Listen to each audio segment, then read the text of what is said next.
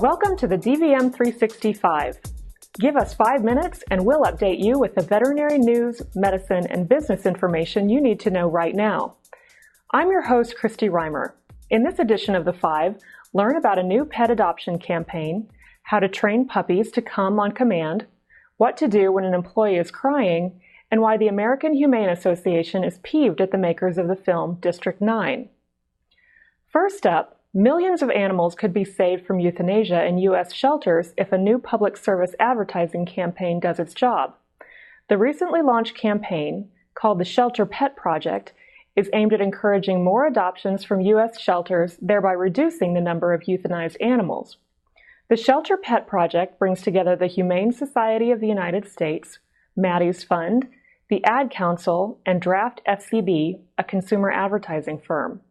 This is the first animal-related campaign for the Ad Council, which created the famous slogans, "Only you can prevent wildfires," and "A mind is a terrible thing to waste." The public service announcements are being pushed to 34,000 U.S. media outlets, and campaign organizers are also using social networking to communicate the message. More pets are relinquished for behavior issues than for any medical problem. So it's important to help clients and patients learn the skills they need to live together happily. For example, during a routine visit, you can easily teach an owner how to train his or her puppy to come on command.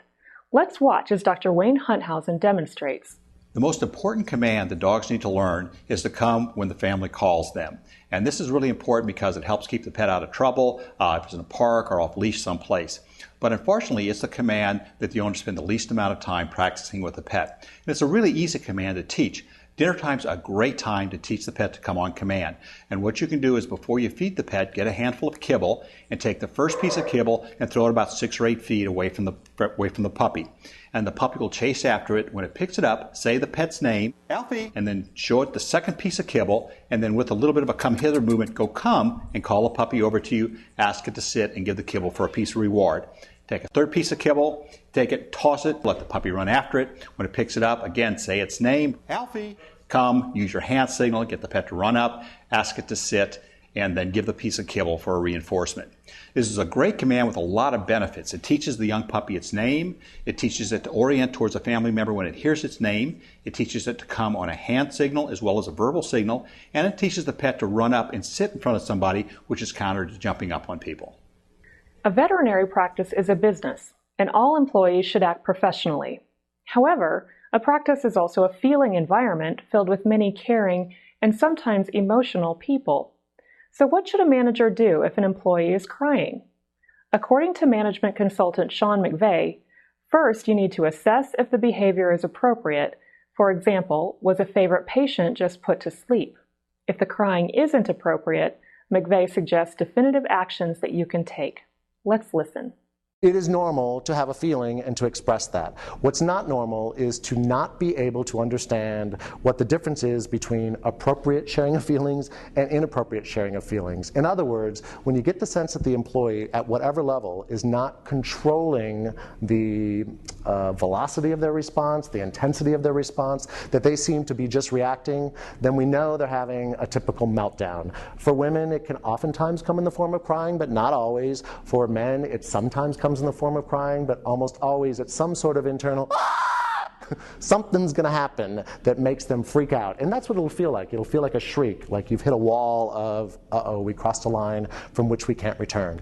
And so your job, if you're a healthy manager, is to talk to the employee about what you're doing right now is not acceptable. I'm not talking to you until you stop crying. And I will literally look at an employee and say, stop crying. I need you to stop now. Pull it together and we can have this conversation. So you can leave for 5 minutes or I'll leave for 10 minutes, and when I come back, we'll try again. And if the employee is still that kind of crying that you know happens, I respectfully invite them to go home for the day. That really they're just too upset to work, and that's okay. But you can't regularly be too upset to work. So the next response, if it's a good employee, becomes about hopefully the employee saying, how do I control my emotions? If they're really good, they'll say, I don't want to be like this. I want to be more professional. And that's an inside job. That's where your job stops and a professional's job begins. It's good for the employee to ask, but that's when you say there's outside help. There's a counselor, there's therapy, but the dysfunctional part is yours to manage. You're not responsible for why they act that way. You're responsible for confronting it when it happens. Finally, what does the American Humane Association have against the summer blockbuster District 9? It turns out that this movie, and 4 others, use the "no animals were harmed" disclaimer without the proper authorization. The 5 talked to the American Humane's Joan Bauman about why we should care.